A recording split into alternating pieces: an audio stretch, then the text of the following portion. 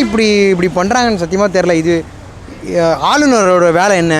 மெஜாரிட்டியில் யார் மக்கள் தேர்ந்தெடுத்துருக்காங்களோ அவங்கள ஆட்சி அமைக்க வைக்கிறது தான். இப்போ என்னடானா திடீர்னு 118 எத்தனை வந்து காமிச்சிட்டு ஆட்சி அமைங்கன்றாரு. சரி ஓகே அப்படி தான் சொன்னாரேன்னு பார்த்தா நமக்கு இந்திய மார்க்சிஸ்ட் கம்யூனிஸ்ட் கட்சியிலேருந்து 2 பேரும் இன்னும் 2 பேரும் அதுக்கப்புறமா அந்த முஸ்லீம் அவங்க வந்து சப்போர்ட் கொடுத்தாங்க. சரி ஓகேடா இப்போ 18 பேர் அமைச்சாச்சுடா, நாளைக்கு காலில் சிஎம் ஆயிடுவார்ரா அப்படின்னு சொல்லிட்டு வெயிட் பண்ணிகிட்டு இருக்கும்போது திடீர்னு திரும்பவும் என்ன பண்ணுறாங்க, நாங்கள் விஜய் கூட போய் சேரல அப்படின்னு சொல்கிறாங்க. எனக்கு புரியல, ஏன் இப்படி பண்ணுறீங்க? இல்லை இது முதலமைச்சரோட சீட்டா இல்லை வந்துட்டு ஏதாவது மியூசிக்கல் சேரா? இந்த மாதிரி ஒருத்தரை உட்கார வைக்கலாமா வேணாவா ஓடலாமா வேணாம் ஏன் இது பண்ணிகிட்ருக்கீங்க? இதுக்கு சத்தியமாக தமிழ்நாட்டு மக்கள் எல்லாருமே குரல் கொடுத்தே ஆகணும். இது சாதாரண விஷயம் இல்லை. ஒரு நாட்டோட தலையெழுத்து இங்கே அப்படியே ஊசலாடிட்டு இருக்குது. தயவுசெய்து ஒரு முடிவுக்கு வாங்க. ஆளுநர் அவர்கள் வந்துட்டு தயவுசெய்து இது ஒரு முடிவு கொண்டு வாங்க. இல்லை ஸ்டாலின் வந்துட்டு அவர் வந்துட்டு மீடியாவுக்கு முன்னாடி இப்படி சொல்கிறாரு. ஆனால் மறைமுகமாக என்ன நடக்குதுன்னு எனக்குமே தெரியல. என்னை பொறுத்த வரைக்கும் என்னென்னா விஜய் வந்துட்டு மக்களால் தேர்ந்தெடுக்கப்பட்டுட்டார். அவர் அதிக பேர் தேர்ந்தெடுத்த ஒருத்தர் வந்துட்டு மக்கள் வந்துட்டு அவரை சிஎம் ஆகணும்னு முடிவு பண்ணிட்டாங்கன்னா அதை அமைக்கணும். அதுதான் மக்களாட்சி. அதை விட்டுட்டு அப்புறம் எதுக்கு நீங்கள் எலெக்ஷன் நடத்துகிறீங்க? டேரெக்டாக உங்களுக்கு பிடிச்ச ஒரு தலைவரை தேர்ந்தெடுத்து அவரே சிஎம் ஆக்கிட வேண்டியதானே. அப்புறம் எதுக்கு மக்கள் ஓட்டு போடணும்?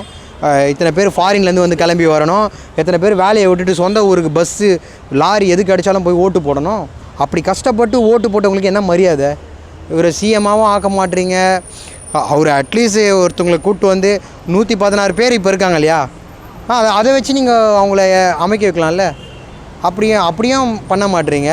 சரி ஓகே, இப்போ இதுக்கு என்ன தான் தீர்வு? அவர் இன்னும் 2 பேரை சேர்த்து காட்டுற வரைக்கும் நீங்கள் எவ்வளோ நாளும் வேடிக்கை பார்த்துனே தான் இருக்க போகிறீங்களா? அது வரைக்கும் தமிழ்நாட்டோட நிலைமை நடக்கிற பிரச்சனையெல்லாம் ஆளுநர் ஏற்றுப்பாரா? இல்லை அவங்க ஏற்றுப்பாங்களா?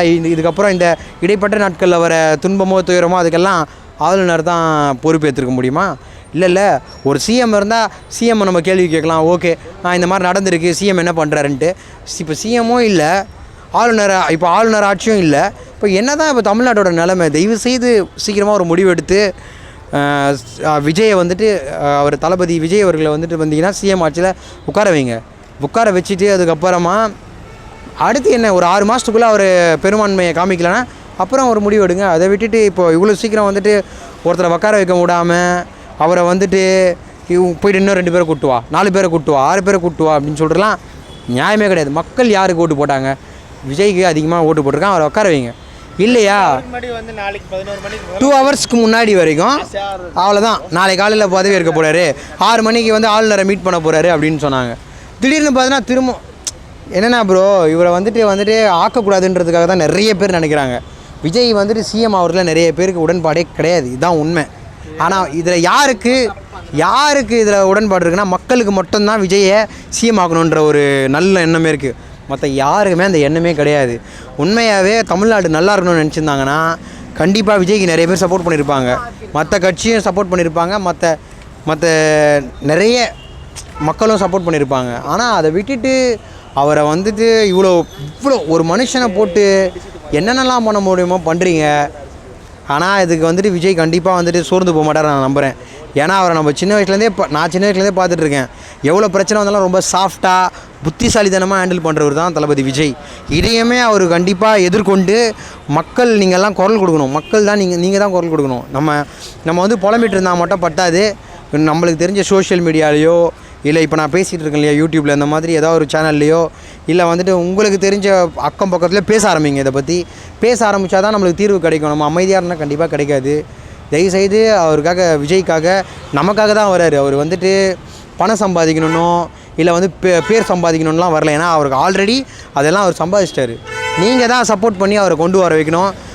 மற்ற கட்சிகள் எல்லாருக்குமே தயவுசெய்து அவர் சப்போர்ட் பண்ணுங்கள் ப்ளீஸ். அவரை சப்போர்ட் பண்ணி அவரை சிஎம் ஆக்குங்க. அவர் ஆக்குனதுக்கப்புறமா அவர் நல்லது பண்ணுறாரு கெட்டது பண்ணுறாரு விமர்சனம் வைங்க, ஏற்றுக்கலாம். அதுக்கு முன்னாடி தயவுசெய்து பண்ணுங்கள், அவ்வளோதான். நான் இதை கேட்டுக்கிறேன். அடுத்து எடப்பாடி முதலமைச்சராக பிளான் பண்ணிட்டு இருக்காங்க. இல்லை எடப்பாடி வந்துட்டு எப்படி ப்ரோ டிஎம்கே ஏடிஎம்கேவெல்லாம் சேர்ந்ததுன்னா மக்கள் ஏற்றுப்பாங்களா ப்ரோ? மக்கள் ஏற்றுக்கிட்டாலும் இந்த 5 வருஷத்தை அவங்க ஆண்டு முடிச்சிட்டாங்கன்னா அடுத்த 5 வருஷத்தில் அவங்க காணாமல் போயிடுவாங்க. இதுதான் உண்மை. ஸோ அது நடக்கக்கூடாது. ஏன்னா நீங்கள் வந்து மக்களை வந்துட்டு இதனால் வந்துட்டு டிஎம்கே ஏடிஎம்கேவும் வேறு இவங்க வந்து பிஜேபி, இவங்க வந்துட்டு காங்கிரஸ் அப்படின்னு தான் நம்ம பார்த்துருக்குறோம். இது ரெண்டுமே ஒன்றா சேர்ந்துட்டாங்கன்னா மக்கள் வந்துட்டு கடைசி நம்பிக்கையும் இழந்துருவாங்க. இதுதான். திமுக ஜெயிச்சிருந்தா ஏடிஎம்கே ஜெயிச்சிருந்தா 2 சீட்டு இருந்தாலும் பரவாயில்ல, குத்துருப்பானுங்கள. அது ஏன் கொடுக்க மாட்றாங்க? ஏன் ஒருத்தரை வந்து நல்லது செய்கிறான் வந்தால் பொறுக்காதா? யாரும் வந்து பண்ண மாட்டிங்களா? என்ன இது அரசியல்லாம் பிஸ்னஸ் ப்ரோ. எடப்பாடி முதலமைச்சராக பேசிக்கிட்டு இருக்காங்க. பாஸ் அதாவது ஆல் பாஸ் போட்ட ஒரே ஒரு காரணத்துக்காக சிஎம்க்கு ஆசைப்பட்டீங்கன்னா தப்பு உங்கள் மேலே தான். ஆசைப்படாதீங்க, நடக்காது. ஒரு ஆல் பாஸ் குத்துறதுக்காகலாம் வந்து சிஎம் போஸ்ட்லாம் கேட்கக்கூடாது, தப்பு. விஜய் நேற்று எல்லாரும் சந்தோஷமாக தான் நாளைக்கு காலையில் 11 மணிக்கு முதலமைச்சர் ஆகிடுவார். எவ்வளோ ஹாப்பியாக இருந்தோம். அது உழைப்புக்கேற்ற பலன்னு நினச்சிருந்தோம், அவ்வளோ சந்தோஷமாக இருந்தோம். ஆனால் திடீர்னு வந்துட்டு எதுக்கு பின்னாடி பின்தாங்கினாங்க? திடீர்னு எதுக்கு பின்னாடி வாங்கினாங்க? அவங்க எதுக்கு திடீர்னு வாபஸ் வாங்கினாங்க 2 பேரும்? ஸ்டாலின் வீட்டில் வேறு உட்காந்துட்டு இருக்காங்க எல்லாரும். அதான் சொல்கிறேன்ல, ஒருத்தர் மேலே வருது பிடிக்கலன்னா எல்லாம் வந்து தத்துன்னு தான் இருப்பாங்க. யார் கத்துறா? யார் கத்துறா? உங்களுக்கு தெரியாது, நான் சொல்லணும். இது அதானே எதிர்பார்க்குறீங்க? சரி சொல்கிறேன் ப்ரோ. மக்கள்லாம் பிரச்சனை இல்லை ப்ரோ. இந்த மக்கள் தாண்டி திமுகவுக்கு சப்போர்ட் பண்ணுறவங்க எல்லாருமே தான் சொல்கிறேன். ஒருத்தனாச்சு யோசிங்க, 5-10 வருஷமாக இருக்கிற ஒரு மாற்றமாவது உங்கள் ஏரியாவில் வந்துதா? இந்த குளத்தூரில் அது பண்ணார் இது பண்ணாருன்னு. அது அவர் வேலை. அவர் வேலையை கரெக்டாக பண்ணுங்க. ஒரு இடத்துல பண்ணிட்டு மற்ற இடம்லாம் பண்ணால் என்ன அர்த்தம்? ஒருத்தர் மாற்றம்னு வந்தால் வழி விடுங்க, அதை விட்டுட்டு தடுக்கக்கூடாது. முதலமைச்சர் ஆவாரா மாட்டாரா விஜய்? ரீஎலெக்ஷனே வச்சிடலாமா? ரீஎலெக்ஷன் வச்சாருன்னா சீமான் மாதிரி திறக்கவே மாட்டாங்க. நோட்டாகும் இவங்களுக்கும் தான் போட்டியாக இருக்கும். அப்படி இருக்கும் உங்களுக்கு. ஜெயிச்சிடானும் ப்ரோ. டிவிக்கெல்லாம் ஜெயிச்சிரும். இந்த திமுக மாதிரி அழுதுன்னு இருப்பானுங்க பார்த்தீங்களா, அவனுங்களாம் வேஸ்ட்டு. அப்போ ரீஎலெக்ஷன் வச்சா விஜய் தான் ஜெயிக்கும். கண்டிப்பாக வந்துட்டு சொல்லுவார். ஸ்டாலினே அவர் அழுகுறாரு. ஒருத்தவன் அதான் ப்ரோ அழுகுறானுங்க ப்ரோ. இப்போ மேலே வரக்கூடாதுன்னு அழுகுறாங்க. அழுட்டோம், நல்லா அழுட்டோம், கண்ணீர் தேங்க அழுட்டோம். நாங்கள் தான் வரப்போகிறோம். விட மாட்டுறாங்க எவனும். திட்டு பசங்கள்லாம் ப்ராக்டிக்கலி ரைட் கிடையாது அது. ஏன்னா இப்போது உங்களுக்கு தனிப்பான்மை இல்லை. ஆக்சுவலாக 118 இல்லைனா உங்களுக்கு வந்து கவர்னரோட ரூல் வந்துடும் இல்லையா?